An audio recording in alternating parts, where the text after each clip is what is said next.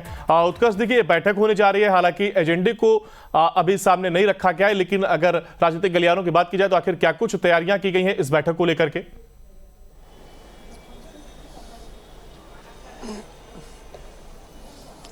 बिल्कुल अंकुर, देखिए 29 दिसंबर को जेडीयू के राष्ट्रीय कार्यकारिणी की बैठक है और ये बैठक किस लिए भी काफी अहम है क्योंकि चुनाव जो है वो काफी नजदीक है और ऐसे में चुनाव से पहले राष्ट्रीय कार्यकारिणी की बैठक जो है वो राष्ट्रीय अध्यक्ष ललन सिंह के द्वारा बुलाई गई है। हालांकि ये राष्ट्रीय कार्यकारिणी की बैठक पटना के बजाय दिल्ली में की जा रही है। मुख्यमंत्री नीतीश कुमार मौजूद रहेंगे और राष्ट्रीय कार्यकारिणी के जितने भी सदस्य हैं वो मौजूद रहेंगे। इस बैठक में जो निर्णय लिया जाएगा वो लोकसभा चुनाव को लेकर है, किस तरीके से साथ देना है इंडिया गठबंधन में, क्या चीजें होंगी, क्योंकि एक तरफ जब अब चुनावी रैलियां शुरू होने वाली हैं, नीतीश कुमार झारखंड भी जाने वाले हैं, पश्चिम बंगाल भी जाने वाले हैं, वाराणसी भी जाने वाले हैं, ऐसे कई राज्यों में जो है नीतीश कुमार चुनावी सभा को संबोधित करेंगे। तो कई सारी बातें जो है वो निकल रही हैं, लेकिन ये बातें साफ हो गई हैं कि सीट शेयरिंग से पहले राष्ट्रीय कार्यकारिणी की बैठक जनता दल यूनाइटेड ने बुलाई है ताकि सारी चीजें साफ हो सके कि क्या कुछ बैठक में निर्णय लिया जाएगा, किस तरीके से सीट शेयरिंग की जाएगी, किस तरीके से पार्टी का वजूद को बनाना है। वहीं साथ ही साथ क्या नीतीश कुमार लोकसभा चुनाव लड़ेंगे, उसको लेकर भी सबसे बड़ा अपडेट जो है वो 29 दिसंबर को आएगा जब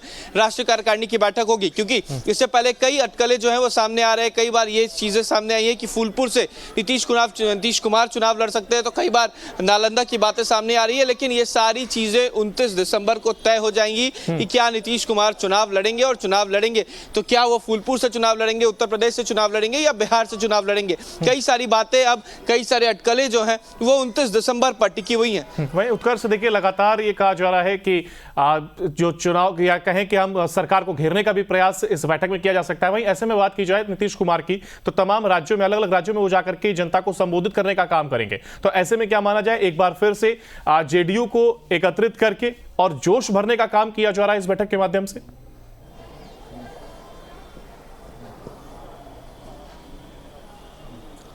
बिल्कुल अंकुर, कह सकते हैं जिस तरीके से नीतीश कुमार के चुनावी रैलियां जो है वो होने वाली है, उसको लेकर ये साफ है कि नीतीश कुमार अपने सभी कार्यकर्ताओं को अब पहले भी सुझाव दे चुके हैं। पटना में भी सरकारी आवास पर एक अन्य मार्ग पर नीतीश कुमार की कई बैठकें हो चुकी है जहां पर साफ कहा गया है कि तैयारी करने के लिए, और केवल ना कि लोकसभा विधानसभा की तैयारी के लिए भी अभी से ही तैयार होने को कहा गया था। और अब यह कहा जा सकता है कि अंतिम निर्णय जो है वो 29 तारीख को होगा जब कार्यकारिणी की बैठक होगी कि किस तरीके से जो बूथ स्तर तक मजबूती की बात की जा रही थी उसको कितना संभव बनाया गया है। किस स्थिति में बिहार में अगर लोकसभा चुनाव तय समय से पहले होते हैं तो जेडीयू किस तरीके से तैयार है, लोकसभा के लिए किस तरीके से तैयार है, ये तमाम चीजें जो है वहां पर बात होगी। और साथ ही साथ ये भी बातें होंगी कि कितने सीटों पर जेडीयू जो है वो मजबूत है, किन राज्यों में, किन अगर बिहार की केवल बात की जाए बिहार के संदर्भ में, तो किन जगहों पर जेडीयू मजबूत है, कहां से चुनाव लड़ने पर सफलता हासिल होगी। ये कई सारी बातें, कई निर्णय जो है वो 29 दिसंबर को लिए जाएंगे। अंकुर।